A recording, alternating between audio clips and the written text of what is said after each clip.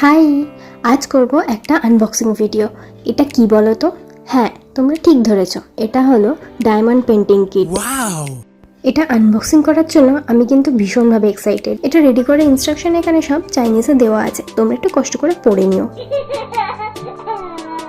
চলো তাহলে দেখি এর ভেতরে কি কি আছে।